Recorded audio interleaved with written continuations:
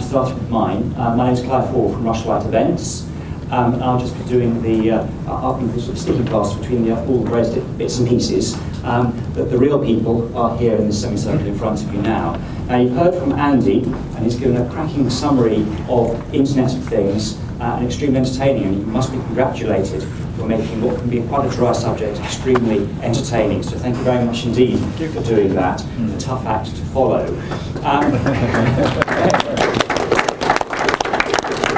Indeed, thank you. What I'd like to do now is start focusing away from the general Internet of Things into the industrial Internet of Things. And there's a subtle difference there. The Internet of Things is all consumer focused, and lots of the examples that came through there was basically about you in your homes and how things interacted with you in your everyday lives. In the industrial Internet of Things, it's very much in an industrial context, and rather than being about necessarily the consumer, albeit that's always going to be a stakeholder at some point in all of this, it's also about return on investment. And that brings us quite nicely to actually the topic, which may not necessarily be the slickest title we've ever had in our lives, but Systems for Sustainability, the Evolving Investor Opportunities and Challenges of the Industrial Internet of Things, is what we're really going to mine into now. Now, with regard to the new faces, what I'm going to do is invite each of them to introduce themselves and then talk a little bit about the context in which they actually operate with regard to the industrial Internet of Things. And what I'd like to do is start, if I may, as always, the furthest point away, move to, if I may hand this to you. And if you'd like to just introduce yourself and just say a little bit about Unispace with regard to manufacturing. Sure. Thank you. So my name is Muthukumar Vishwanathan. As you can see from the slide, I have the longest name and the longest title. So that's a distinction by itself. Just to sort of introduce myself, I go by the name Muthu to make it convenient for Europe, by the way. I head up the industrial manufacturing practice at Frost & Sullivan. Frost & Sullivan is essentially a market research and consulting company. And I have been looking at industrial Internet of Things for the last 2 years maybe. And the starting point of this was what we call as Industry 4.0, which was sort of a manufacturing innovation which the German government started. And they wanted to sort of drive innovation within manufacturing. So we started with that. And we did some focus groups with process and discrete manufacturing end users, and that was where we started trying to understand where this is heading and how are organizations reacting to it. And since then, I've worked with a number of policy organizations like the Scottish Innovation Board, looking at how SMEs within the UK are reacting to some of these concepts. To pick up on some of the things Andy said, I think lots of interesting aspects, and I think what we have been looking at is the ROI, or the return on investment, is a burning question when you look at tier 2s and tier 3s. Some of the big tier 1s are already into it, like the BMWs, the Daimlers of the world. They are already into big time robotics manufacturing and stuff like that. But really the burning question for tier 2s is, or tier 3 is, what's in it for me? Is it really for me? That's the sort of question where we are sort of grappling with. And to sort of continue on a point that Andy mentioned, which I think is very relevant, is we have been advising, look at pain points that you have today. Some of the pain points that you have within as a company. Can you maybe put together a solution or a strategy to overcome that pain point? That then becomes your proof of concept for a large scale integration. I think that's sort of the message that we are working with, both from a vendor side and from sort of the end user side as well. The other point again is, which is big time today, is predictive maintenance, and I think we are seeing a lot of uptake when we talk about predictive maintenance and trying to get a sort of an asset performing at its optimum, and to get a person to an asset before it breaks down rather than after it breaks down, thus helping to drive more productivity within the organization. Those are some of the immediate topics that come to mind where we are focusing on and work with policy organizations. Thank you very much indeed. You've actually sat down in the order in which I was going to ask you a question, which is just phenomenal, so thank you very much for doing that. If you'd be so kind as to pass it to Rachel, and Rachel, may I invite you to perhaps say a few words about yourself and a little bit about Silver Spring Networks and where industrial Internet of Things is really key for the energy sector yourselves. Thank you. So I'm Rachel Ayres. I'm responsible for the UK and Ireland arm of a company called Silver Spring Networks, and we are one of the leading global providers of Internet of Things data and communications platforms. So Andy obviously referred to both of those things in his talk. To give you a feel for the scale of that, we have 24.5 million active devices, things on our network on 5 continents around the world, covering 60 million people, processing 600 million daily records, that's more than PayPal, and an area of 200 square miles. We're really focused on critical infrastructure, so environments where you need highly secure, highly resilient networks and platforms with great coverage. And the kind of the verticals we're mainly in are energy and cities. So we're kind of connecting and managing things like utility meters, power grids, dealing with some of the challenges caused by the move towards sustainability on those assets. Street lights in councils, so we do a lot of intelligent street lighting here in London. Traffic management, EV charging, parking, that kind of thing, critical infrastructure connectivity. And I think my view of how this is relevant to the sustainability angle is kind of the intersection of 3 trends. So we've got the cost of sensors really has come down a lot in the last few years. It's kind of Moore's law effect, which has allowed a lot more instrumentation and control on these critical assets, produced a whole lot more data and therefore a lot of new business models, including the move towards as a service for infrastructure. So much like we've seen in IT over the last 10 years or so with the move to cloud, we're now seeing things like, I heard of a crane company the other day that does lifting as a service, using Internet of Things and instrumentation to deliver that model to its customers.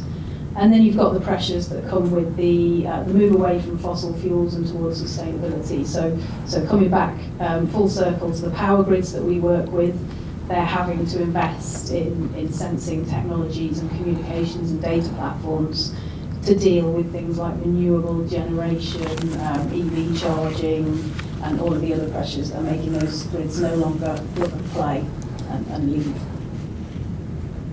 Thank you very much indeed. If you'd be so kind as to pass it to Peter.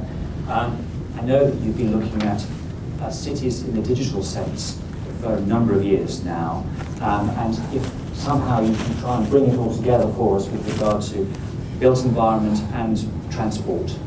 Sure. Space. Well, great. So I'm Peter Madden. I run an organisation called Future Cities Catapult. We're an urban innovation agency supported by the British government, cities, businesses, and we have a kind of dual mission to help UK businesses grow, but also to help make our cities better places to live, and that's what we do innovation for. And I think IoT pervades pretty much everything that we do. I think the verticals are moving quite quickly and will sort themselves out, so we're concentrating more on the horizontals, and particularly where different systems interact with each other, and that's the more difficult stuff and perhaps where some of the bigger wins are. And we are focused on the barriers really to that market working, and barriers like connectivity. So we've been part of launching just recently a low power wide area network for London that allow people to test and prove devices on that. The issue of being able to test at sufficient scale to prove the kind of stuff that Silver Spring are doing. So in the Olympic Park with Intel and UCL, we're looking at well-being of people at scale using IoT, and also issues around business case. So what's the investment and business case? In Manchester, we're part of the IoT UK City Verve project across Manchester, and we're doing the business case analysis so these solutions can be scalable and replicable. Thank you very much indeed. You just used 2 terms, horizontals and verticals. I suppose we'll now have the opportunity to hear a bit about how things are developing on the vertical aspect of life. Susanna, would you be so kind to just introduce yourself and talk a little bit about how the technologies themselves are developed? Well, if I could explain a little bit about Tech UK, it is the business organisation for companies operating in the digital economy. So we have around 900 members representing everything from semiconductor manufacturers to telecom operators to network providers, consumer electronic manufacturers and everything in between, and software and internet platforms. So we have a real huge array of members. I run the Environment and Compliance programme, and it's just one of 20 programmes within Tech UK. And I think IoT touches upon every single programme that we run out of Tech UK. So we have programmes looking at cybersecurity, we have an IoT council, we have a big data council, we also run Smart UK out of Tech UK, which is chaired by Dan Biles. That's focusing particularly on cities, transport and energy. We've just set up a connected homes group, and I suppose my personal interest is actually, more on the horizontal. So I'm interested in the policy framework, the policy ecosystem that will drive innovation, drive investment into these technologies, and what their sustainability and environmental benefits are on a macro level, and communicating that to policy officials. And we're really just in the kind of beginning of actually trying to understand that, because the opportunities are so vast, so varied. It's quite a complex job to do, but that's what we're starting. Thank you very much indeed. And now I'm very pleased to have an investor on the panel, given this is a real focus as an investor briefing. And we've also got an investor who's actually looked at some real opportunities and acted on them. So, Richard, if you'd be so kind to introduce yourself a little bit about Reply, and also what are the attractions for you as an investor, please? Thank you. I'm Richard Hatton. I'm from Reply. I'm guessing no one's heard of us. I've given up feeling awkward about that now. So. Reply's a little bit like IBM, but it's younger, smaller, and much more Italian. So it's an Italian-listed systems integrator. Think of a smaller version of Accenture. Equally does a lot of software, some hardware, a lot of systems integration. Has a blue chip corporate client list throughout Europe, and was founded in 1996. So 1996, zero. Today, 1.3 billion market cap, 700 million revenue. It's grown from nowhere. And the chairman essentially worries that somebody else is going to do that to him. So they'll eat his lunch. And he thinks the thing they'll be eating is driven by IoT. So IoT is in the next big driver of corporate IT expenditure, and it's going to touch a bunch of businesses or parts of businesses that the internet never really touched. So, car manufacturers are a very good example. Okay, hold it closer. Car manufacturers are a good example. They have cars, they make cars, they sell cars to dealers. That's it. That's the end of the game as far as they're concerned. It's the dealer's problem. Maybe there's some warranty issues, but we're going to talk about those. And then all of a sudden you're going to have your badge on it, but actually the damn thing's going to talk back to you in Wolfsburg, and the customer's going to complain to you, not the dealer. And so all of a sudden you now are the problem. You better have some smart ideas and some service handling and some reasons why they want to talk to you rather than somebody else. So for car manufacturers, IoT, as an example, I mean, not speaking as an investor, this is their issue. There's some real opportunities in what they can add to the car, what the car can do, advantages, benefits, but it's really quite a threat for them. All of a sudden, there's nothing between them and the customer. How's that going to work for you, Ford? So there's lots of interesting issues in adoption, and I guess bringing that back to what an investor thinks, which just one of me, we see the challenges, we can see the use cases, there's lots of use cases. What we have trouble sometimes seeing is the investment case, is what's in it for me, why do I want to tangle with that? Mm-hmm. That's another example would be the home, I think, just to pick up on the home example. We took a look at the consumer and ran away, so we had a sort of power and communication. We still have a power and communication technology. But when we first invested, we were focused on putting that into the home and using mains power to communicate with and control the devices that are connected. So you'd be able to log in with your phone, you could have just a Wi-Fi network, you could just sit plugged in, it's connected, get the information, control it. We just realised that consumers don't care that much about their energy expenditure. So, and the ones that do care because they haven't got the money, often haven't got the money to invest in improvements anyway. So quick, hold fast, and point the thing towards shopping mall owners and factory owners who have lots of energy expenditure and a real desire to control it. So those are some of the challenges and the opportunities from our perspective. Richard, thank you very much indeed.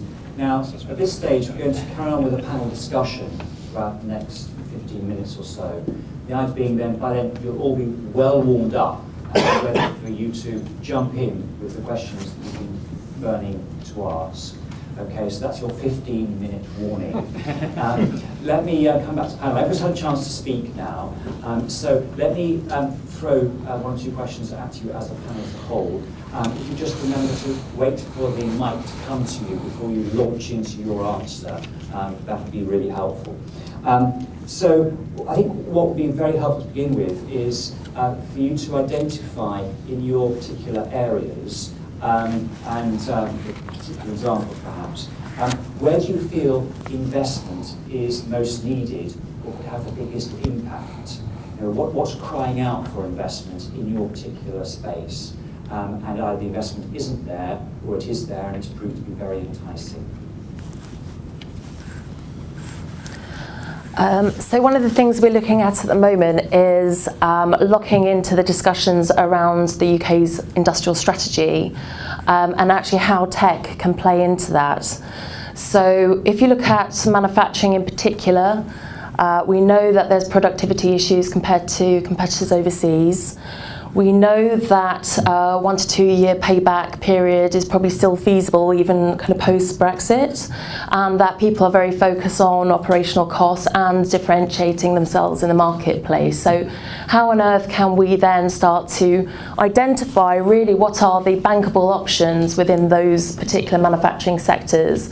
So some of the work that we're doing at the moment, or looking to start to do actually, is start to look at individual manufacturing sectors and identify what are the priority or key opportunities that are available to that sector, and really how can we link that to some policy instruments that can then encourage investment in the longer term. And actually, you know, in a post sort of EU exit world, there may be kind of great opportunities to link regulatory devices with financial incentives and reduce payback periods and hurdle rates. So that's some of the thinking that we're looking at initially. I think there's huge opportunities there.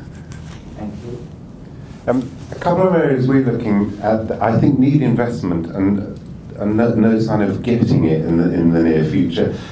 Some of the public goods or public bads, so things like air quality, we know is one of the major health problems for citizens here. Obesity and active travel, they're problems that don't have a client, and to your point, that can pay for them. And I think that IoT can be a big part of the solution. And what we're hoping is that the kind of data and big data and IoT can generate the evidence to provide the business case that persuades various government bodies to get together and cross their boundaries to invest in the solutions. But it's quite a complicated wheel to get around, but I think it's one we need to solve. My concern there would be that Andy would come up with a solution whereby you're only allowed to open your fridge 3 or 4 times a day as an anti-obesity process. Anyway, moving on quickly. Rita or Rachel, want to add anything there?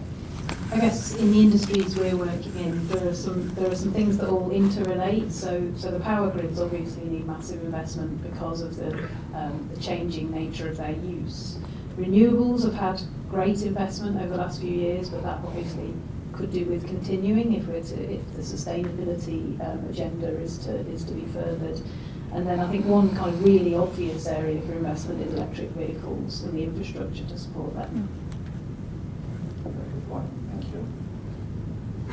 I think just picking up on the point Andy made with regard to machine learning. In fact, 2 weeks back I was presenting at Ford Otosan in Turkey and talking about how robotics are going to be more smart and they're going to self-learn from some of the patterns. Pattern learning will be a big part of manufacturing going forward. And by about in another 10-15 years, we are probably looking at about 20% of the manufacturing, 20 to 25% of the manufacturing being smarter. That is, it's probably not going to be human to machine, it's probably going to be machine to human in terms of saying, I have a problem, can you come, as compared to a human programming the robots. So this was the aspect I was presenting on, and the question from the audience was, what does it mean for me?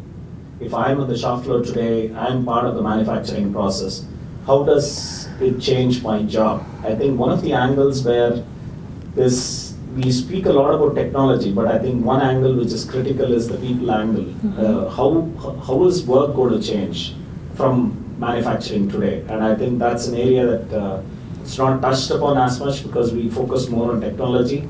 And I think the investment today, I think that we are not, or the area that we are not touching upon is the people angle. And in my opinion, that's another angle that's going to throw up challenges with regard to IoT. And in my opinion, the people investment or the investment in terms of retraining, trying to see, okay, the newer workforce that needs to join an IoT enabled or a smart factory enabled setup, how do they need to be trained? What is the sort of background they need to have?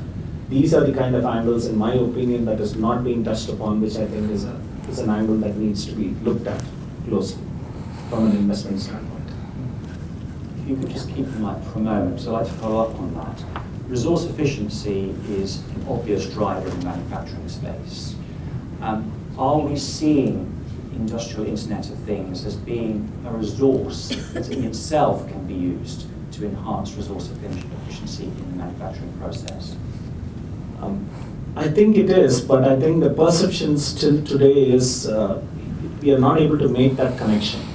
And I think the difficulty is when I talk about Internet of Things, it's still, or industrial Internet of Things, they don't immediately connect to say, okay, this is going to help optimize my resources. Energy savings is a big deal for organizations, especially looking at the energy cost today. And in some organizations, we have looked at, like Andy presented, it's nearly 60% of what they spend on.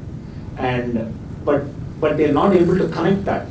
Like Andy pointed out, somebody who even after pointing out that the fridge is a problem, they still are not able to make that connection to say, okay, I need this, I'm able to analyze the data, I'm able to sort of, derive knowledge from the data, and then help optimize my resources. I think there needs to be a lot of, in my opinion, that bridge needs to be passed yet.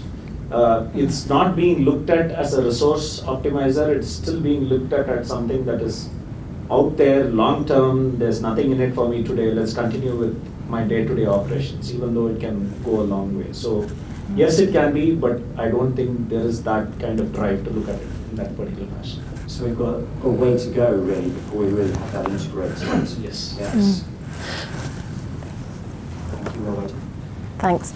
I think I would absolutely agree with that. I mean, there's some emerging survey work that EEF is carrying out, which I think actually reinforces that point completely, that a lot of manufacturers see that this is going to disrupt their business, and by 2025 they expect to be using it, they expect to be investing it in the next 5 years. I think something like 80% of manufacturers said they expected to make investments in ICT technologies, in IoT, in the next 5 years, but they can't see how it applies to themselves.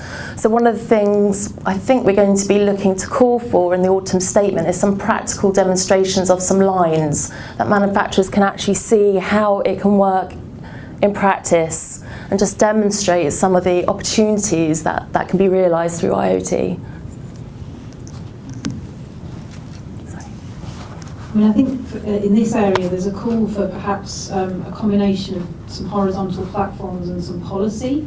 So the public sector, the councils, for example, have very concrete targets for consumption reduction, and they have put a lot of them communications and data platforms in. And then you've got the innovation of app developers working with that data. So you get things like intelligent street lighting, which dim down your street lights. And it's pretty simple, but lighting can be 30% of a council's energy bill. So I think there's a combination of factors that shouldn't just be applied to the public sector to improve that. Circular economy, I hope, is a concept that we've all heard of and potentially engaging with. And I think the term as a service has already been, I think Rachel, you mentioned this already. So the concept of ownership of resources, of an asset, which used to be entirely linear. It was manufactured, it was then sold to somebody who then had responsibility and ownership for it, who then basically got rid of it at the end of the day. That as a model will no longer be around, hopefully in the very near future. And so the manufacturer will actually want to track and maybe be forced to have continual ownership in some form or another for commercial reasons of the resources there.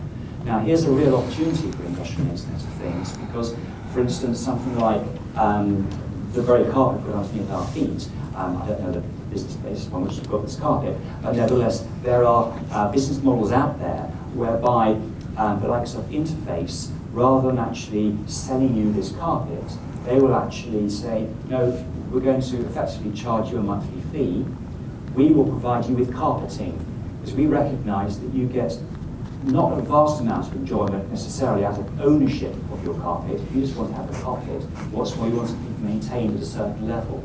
Therefore, we need to actually have an interest in the quality of that carpet, how it's working, when it gets bald in certain areas or not, and then we'll come along and maintain it and repair it, and then at a certain time we'll need to take it away and completely exchange it for a new one.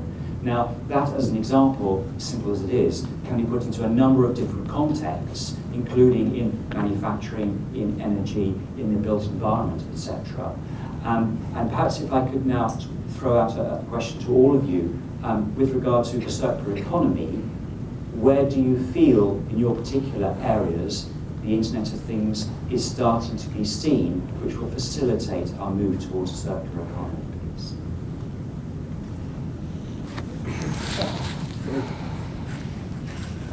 I think when I sort of look at services, in fact, one of the messages that we talk about is we believe that services will be the lead offering when we look at industrial product markets, and the products will be the part of services as compared to what it is today, where the product is the lead offering and then you offer maybe an annual maintenance contract or something like that. So the way that we are seeing this moving is we believe the services or solutions will be the lead offering and products will be a part of that.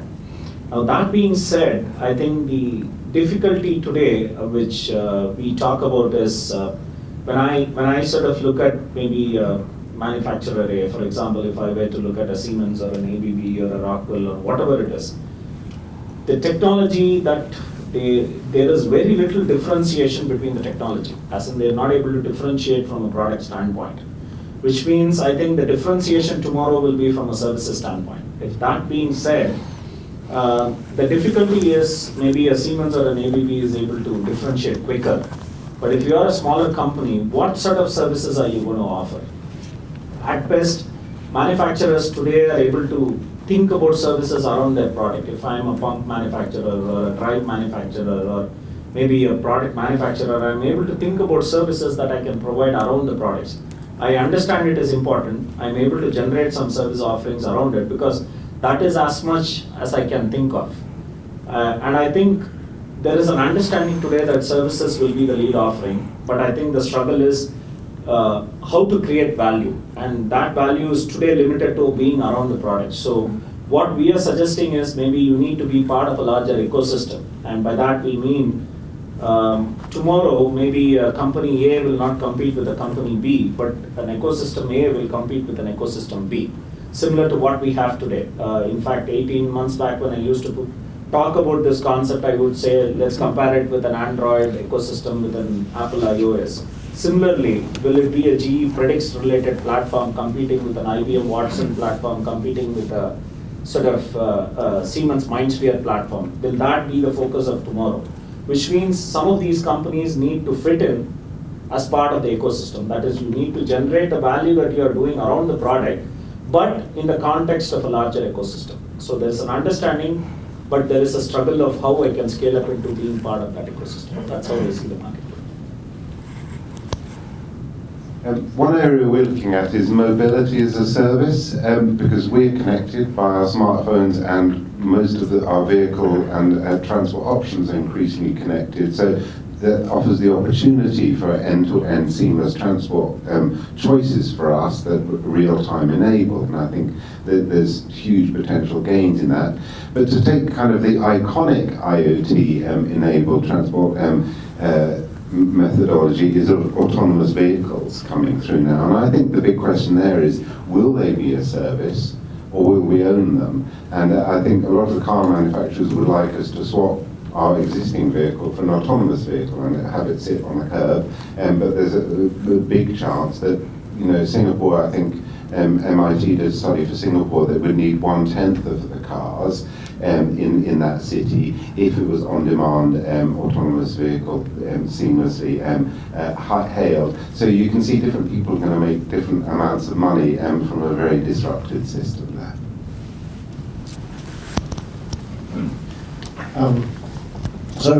Autonomous vehicles is a good example where there may be benefits in moving to mobility as a service.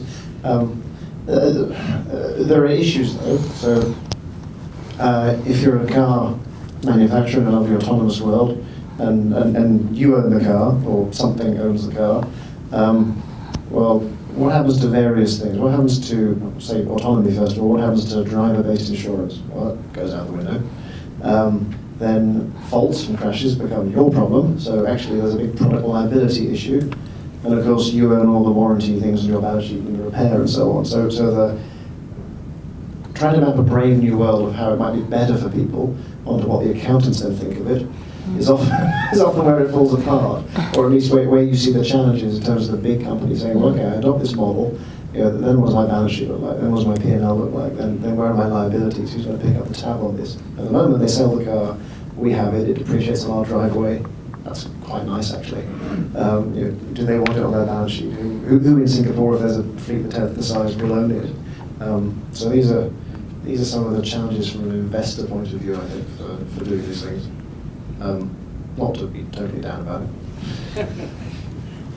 I'd like to look back to the technology side of it and think how Internet of Things helps you decide what life the components of your thing, your car or your fridge or whatever, can have after you finish with it. The moment we take them down to the dump, and the WEEE regulations ensure that the gold is stripped out by underpaid children in some country or whatever it is. Anyway, but if you talk, so I was talking to Ellen MacArthur, name drop, about this the other day, and we were talking about if you track the life cycle of your asset, which during its lifetime is also giving you all these benefits like as a service and predictive maintenance and extending its life in itself anyway. But because you know the way the different components have been treated, when it comes to the end of its life, you can look at the inventory of things and go, okay, that cog has done only 10,000 revolutions. We could just take that out and use it again. And the conversation, and so you can therefore basically plot the trajectory of which components can be reused and how much rework is needed on them before you put them into their next, coming back as an X iteration in their ongoing life cycle. If you apply that to buildings, we have building information management systems now which allow us to track obviously everything that's in a building and how it is built and what it's made of. If you track for example, if you know that a particular RSJ was made of a certain mix of steel with a certain mix of carbon back when it was created 50 years ago, you can actually take that out straight away and use it directly in some other project. But if it's only made of this stuff, the other one, you're going to have to melt it down and reuse it. So the ability to sort of track that trajectory through different life cycles is quite a fascinating one. And the interesting corollary of that is, how do we store the data now when we build a building, such that in 50 years' time, we'll be able to pull that data set and do something useful with it when we deconstruct the building? Because sticking it in the cloud, it's on a CD, memory stick, etching it in concrete, maybe QR codes, all these things are just passing fads. 50 years' time, we're going to go, we're just like trying to read the Apollo 13 tapes, you just can't read them anymore. So that's a really interesting question. How do you encode that data into the building so that it can be reused in generations yet to come? Are you guys working on that? Sort of, kind of. Ryan. Sorry, can I just... Yes, sorry. Yes. Yeah. Yes. Thanks. I think one of the kind of grounding principles of circular economy is around durability of products, and I think that's something we're seeing with the predictive maintenance and the ability for IoT to alert manufacturers to potential faults in products, where we're seeing initial experimentation, I think, by some of the large corporates who are maybe a little bit nervous about what this will mean for them in the longer term. So mobile phone manufacturers, for example, now one particular large one now knows that 50% of its failures, or over 50% of its failures, is due to software faults, which can be repairable at a distance via an IoT device, and so they can fix it remotely without having to, a consumer having to go into a store to get it repaired, and that's creating value immediately for them and customer loyalty as well. So I think these sorts of experiments are happening. There's not enough case studies yet, and I think most of our members who are experimenting with circular economy need to see more evidence of what it means in practice. They're definitely struggling with a contractual design.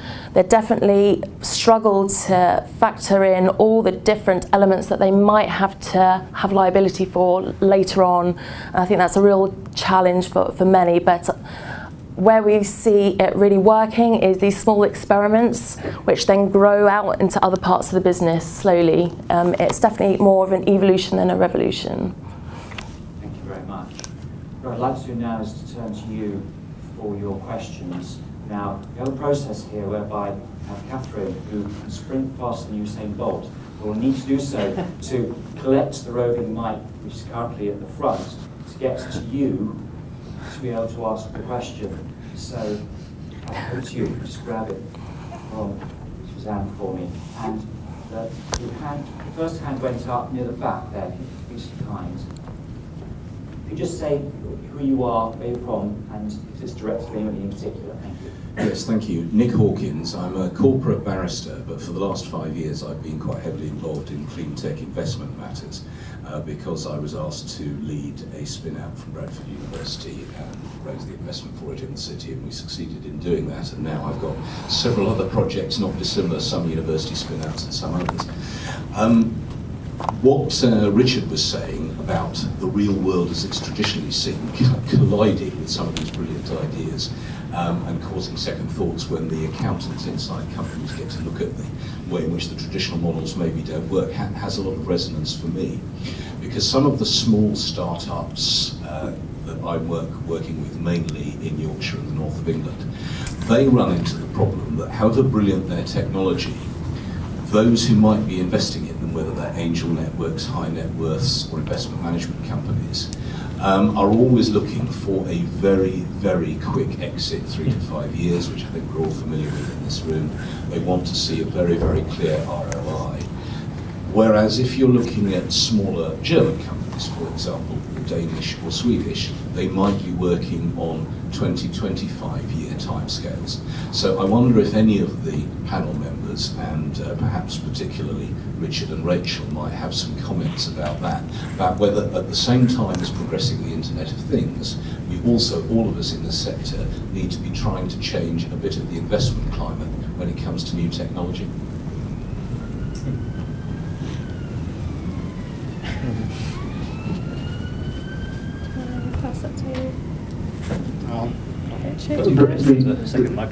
Briefly, I think we all owe a debt of gratitude to Neil Woodford and Patient Capital and 3 or 4 other funds who are traditional, long money managers, but going out there and boldly saying, we actually have to be patient building businesses, we have to give them more time, more money. I think even in the 10-year life world of VC funds, there's a recognition from LPs that those extension clauses hidden in the middle of them, where you can extend it by a couple of years if you really have to, are nearly always invoked, and maybe they should just be 12 years or 15 years from the beginning. So I think there's more realism even here in the UK in terms of how long it takes to get a realization. But then our timelines, we think we're generous, but I don't think we're currently thinking of 20 to 25 years. I think maybe 7 to 10 for the longer term things. and we still managed to find some things that had a good return in 3 to 5. A balanced portfolio. Just a quick point as I pass this, the same is true of innovation support. So we're based on the Fraunhofer, as in Germany, been around since the mid-1960s, and they're part of that long-term thinking. In the UK, we tend to create things, try them for three years, and the government abolishes them, and new government creates them again. And I think we need that, some of that continuity in thinking here as well. I have no solution to the problem, but just to say that we've tended to be successful in markets where there is government investment in the areas that we're working. So the US was where we started, and there was a huge fiscal stimulus around the smart grid. Same kind of conditions here and in several other markets around the world, so that's one thing to consider. Right, thank you. There's a hand that goes up. Yes. Please, thank you. Thank you. So, Tom Parkinson from Steamer Company. Similar to during the Industrial Revolution with railway gauges and recently Betamax versus VHS, what is the current limiting or competing factors for Internet of Things that is going to impact businesses, and how can they stay ahead of this and future-proof their investment in certain technology? Good question. Good question. So the main thing I want to do is use standards. It's very, very tempting when we're inventing some cool things. Oh, none of the existing standards do quite what I want. Well, yes, there is definitely one that does. But we've got this kind of mentality that's standards are a bit like toothbrushes. Everyone knows you need to use one, but no one wants to use anybody else's. Many people invent their own. So it's a big problem. Now, in the Internet of Things, fortunately, there are loads of standards. In the Internet of Things, unfortunately, there are loads of standards. And the problem there is that they're all slightly different. Some of them are too similar to kind of draw between unless you're a real expert in this stuff. I will put in a quick plug here for MQTT, which is now an ISO standard. It's been very widely adopted as the Internet of Things messaging system. It's a lightweight publish and subscribe messaging system. All the big Internet of Things platform vendors are using it. So if you want to bet your money on anything, it doesn't cost anything, it's free and open source, and public domain and everything, and the standard. Then make sure your clients are using MQTT, because then they have the freedom to migrate between different service providers, switch horses if necessary, as different providers at the back end, and they won't spend a whole ton of their time doing some gawpy stuff that's not their core competence, inventing a new protocol. That's been done. Okay.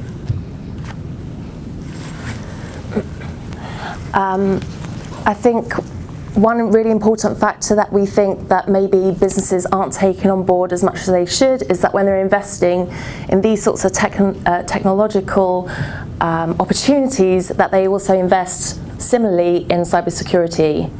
It really needs to go hand in hand, and it's absolutely vital that they put in place a strategy to really look at this and manage it properly, because it is a real risk, and in order for it to really work, you need to make sure everything is secure and tight.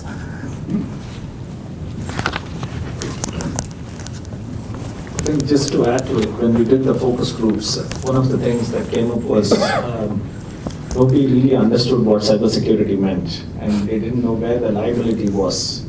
And we had all sorts of fancy answers, ranging from MIS to it does not concern me. And I think that's still the biggest challenge. If you look at some of the history, at least when I say history, I don't mean hundreds of years. I mean just about maybe 3-4 years when Siemens got first attacked. I think when I sort of look at the sort of history from there, what's happening today is there is slightly a better understanding, or at least there is everybody is starting to use the term cybersecurity a little more.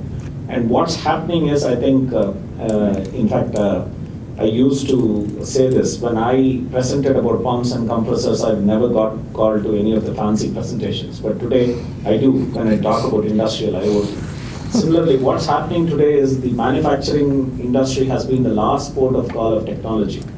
That's been the trend for the last many years, but what's helping it in a way is some of the learnings that we have had maybe from the financial services sector in terms of cybersecurity, what's happening is that is flowing downstream today into the manufacturing sector in terms of learning. And I think that will probably help the manufacturing sector in a little more sort of openness with regard to integrated networks and trying to communicate with wireless systems and things like that. That's the view that we are taking. I completely agree with what Annie said about interoperability and open standards, difficult word. But the other standard that we need to think about is privacy, and I think privacy is an issue that could really derail this whole agenda if we don't get it right. I was working in government in the heart of political government at the time the GM controversy landed, and that was a technology that could have made enormous benefits, I think, but the way it was introduced, the consumer and citizen was expected to absorb all the risk and no benefits were given to them. And so we need to be sure that we're honest and open with consumers about what they're getting, and if the bargain is right, they will accept it. But we need to kind of sort that bargain out. Yeah. At the risk of making you feel like Dustin Hoffman in The Graduate, my advice to you is batteries. So batteries are the big problem that we see in most things. As soon as there's anything that needs field deployment, the issue becomes energy, and then the issue instantly turns to how long is the battery life, or where is it going to draw its power from. And there's a lot of really exciting stuff happening in energy harvesting, but broadly speaking, if you're in a nice benign environment, there's not a lot of energy around to harvest. There's a lot of energy around to harvest, it's probably quite a hostile environment. If you think you're going to be powered by vibration, you're also going to be shaken loose by vibration. So there is no such thing as a free lunch on that. And a lot of things are constrained by batteries and energy considerations, even where there's mains or regular supply of generated energy. There are bits of Virgin trains, I shouldn't be rude about which bits, but there are bits of Virgin trains where despite all the power, in fact they're very close to the bits that bring the power down from the catenaries, but there's no way of getting a lead there, or not without rehomologating the train class, and no one wants to do that, so it's powered by a small battery. And when it fails, the catenary thing comes down. We can't tell how far it is. So it's not a great solution. We need something better. Back to Rachel, please.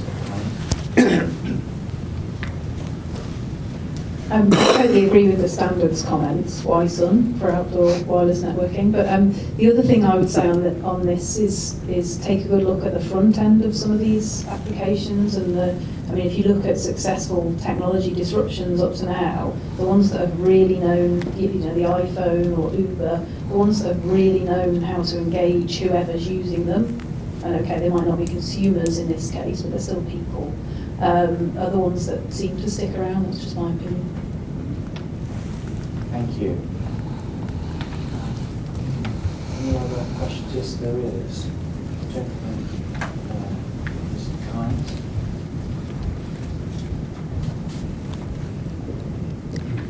Good evening, Colin Sorder, a company called Integrated Sky. I was really interested to be here for two reasons: A, investor, and B, industrial Internet of Things. The Internet of Things has excited blood pressures to the point of bursting, I think, because it's such wonderful, whizzy technology.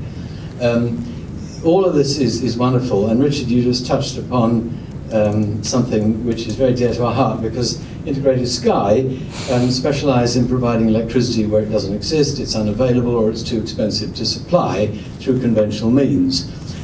Batteries, indeed, energy storage, do provide a very interesting challenge. Physics be physics, as we know. And it's all very well, from an investment point of view, thinking, oh, what's the latest whizzy, shiny bit of IoT kit? But all of it goes through a ball of chalk unless there's electricity available. And I would suggest, and I declare an interest in this, that investment opportunities further back are actually where there can be some quite interesting opportunities in devices which are going to be deployed by the hundreds of thousands around water networks, rail networks, highway networks, oil and gas platforms, post-decommissioning. The list goes on, physical security devices. It's all being forgotten about because we've had 100 years of just being able to plug it in and turn it on, or pull the ripcord on it's cheap, it's easy. Well, now it's not. And we came across this in 2010 when we were working with the Ministry of Defence in the days when they had money to invest, and they were wanting to reduce energy consumption in the forward operating bases in Afghanistan. And the reason for this was because General Dannett had read the report that Detica did following some equivalent research done by the US DoD, which showed that the fully burdened cost of energy, i.e. the cost of putting a gallon of diesel into an engine in Afghanistan, was not the 130p that we were paying, it was £135. And that's why war's expensive. And the fully burdened cost of energy is a calculation which utilities and users of these devices are not making, and just by putting a primary battery in, thinking that's great, is lunacy. If you have 500,000 batteries installed on your water network in your region, they might last the design life of 60 months. Experience will show you that you probably should change them around every 30 months. Right, so divide 500,000 by 30 months, and that's how many people you're going to need in your battery changing department. You have a procurement department, you have an inventory management department, and so it goes on. And you can't just say, well, we'll swap out the technology, because you've still got the 500,000 to change. So the supply of energy using renewables is an answer which, if the off-grid sector were to get its act together, would be able to supply.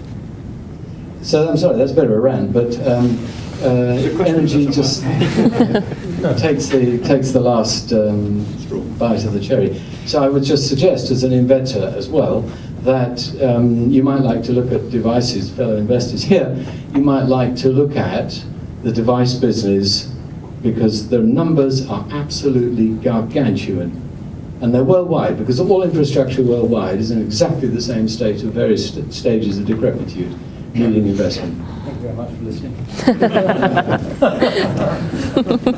Thank you. I'm very conscious of the time. We've got another 5 minutes before I'd like to wrap up.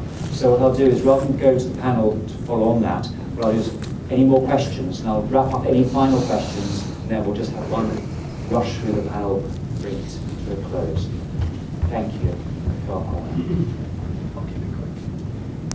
Hi, so I'm Dave Lister from a company called Backoff Automation. We sort of span every element of what you guys are talking about at the front. And I'm just interested tonight just to get the feeling from you guys about where you are with support from the UK or global construction industry, specifically the UK, and whether you feel that construction actually supports the end goal at this moment in time, or whether you feel there's resistance to it, because in essence, what we're all trying to achieve is potentially taking chunks out of their traditional revenue model. And I tend to find in our business and our push to support what you're talking about, that we are still a bit of a square peg round hole scenario.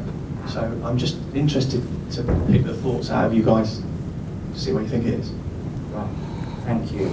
Okay, we'll treat this as the last question. If you just start at the end, Mutu, if you'd be so kind, and then just pass it along.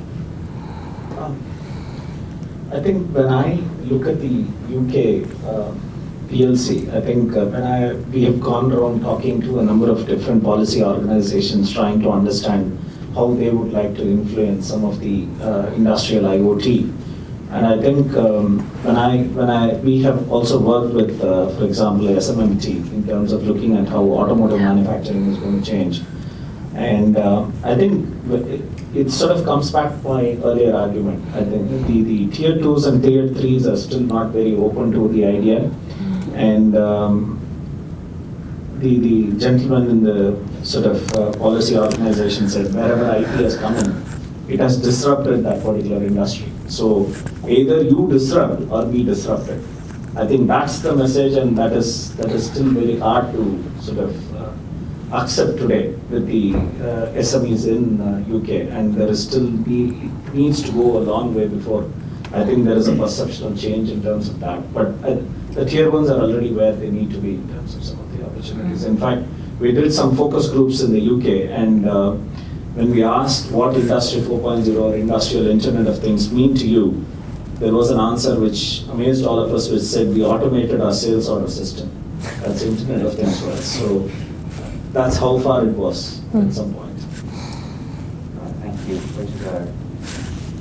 I guess we don't really have any touch points with the construction sector, but a kind of similar sector, if you like, is the utility contractors and the highways contractors, for example, that we do work with. And yeah, it's really challenging for them because this kind of technology is taking away their revenue. You know, they don't need to go and maintain things as often. They don't need to go around and look at streetlights to see if they're on every night, that kind of thing. So I think the push is coming from the end customers, and eventually those kind of organisations will have to adapt.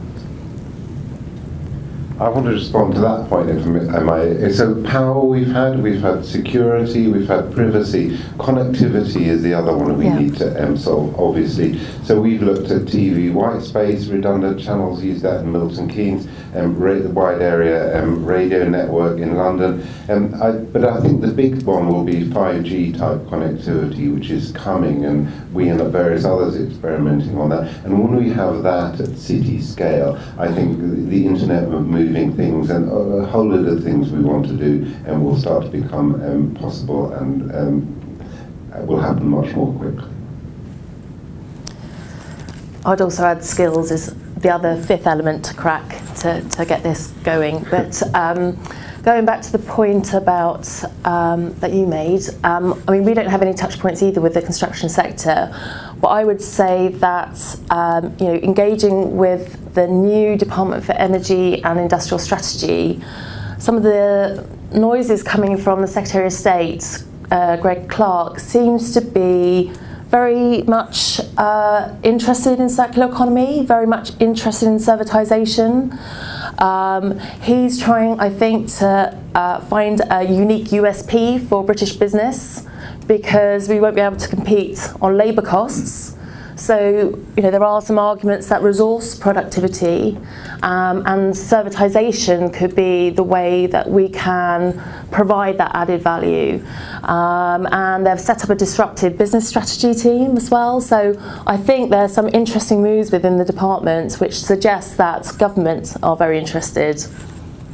Obviously, I think BIM is probably the biggest ally at this particular moment in time. Yeah. To all of us. That alignment through specification, design, through to installation, and CapEx to OpEx transition, etc.